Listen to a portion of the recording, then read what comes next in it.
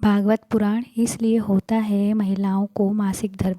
क्या आप जानते हैं कि महिलाओं को होने वाले मासिक धर्म का पुराणों में उल्लेख शामिल है।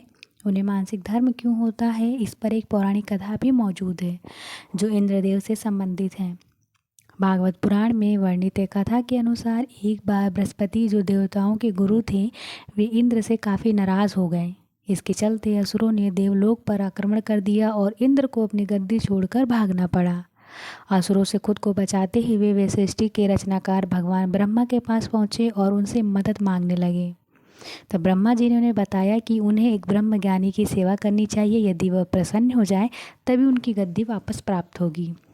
आज्ञा अनुसार इंद्रदेव ने एक ब्रह्मज्ञानी की सेवा में लग गए, लेकिन वे इस बात से अनजान थे कि उस ज्ञानी की माता एक असुर थी।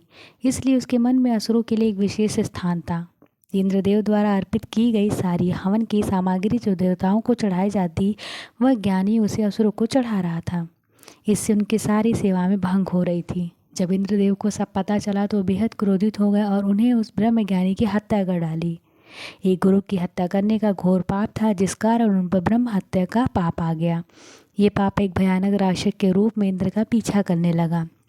किसी तरह इंद्र ने खुद को एक फूल के अंदर छुपाया और 1,00,000 साल तक भगवान विष्णु की तपस्या की। तपस्या से प्रसन्न होकर भगवान विष्णु ने देव इंद्र को बचा तो लिया, लेकिन उन पर लगे पाप की मुक्ति के लिए एक सुझाव दिया। इसके लिए इंद्र के पेड़, जल, भूमि और स्त्री को अपने पाप का थोड़ा थोड़ा अंश देना था। इंद्र के आग्रह पर जब सब राजी हो गए, लेकिन उन्हें बदले में इंद्रदेव से उन्हें एक वरदान देने को कहा। सबसे पहले पेड़ ने उस पाप का 1/4 हिस्सा ले लिया, जिसके बदले इंद्र ने उसे एक वरदान दिया। वरदान के अनुसार पेड़ चाहे तो स्वयं ही अपने आप को जीवित कर सकता है।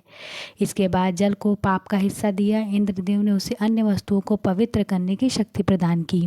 यही कारण है कि हिंदू धर्म में आज भी जल को पवित्र मानते हैं, पूजा पाठ में इस्तेमाल किया जाता है।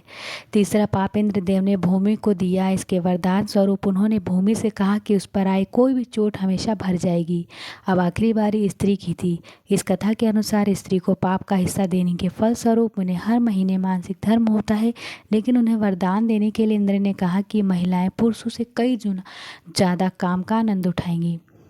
इस दौरान ब्रह्म हत्या यानी कि अपने गुरु की हत्या का पाप ढो रहे होती हैं, इसलिए उन्हें अपने गुरु तथा भगवान से दूर रहने को कहा जाता है। यही कारण है कि प्राचीन समय से ही मासिक धर्म के दौरान महिलाओं को मंदिर जाने की मनाही थी।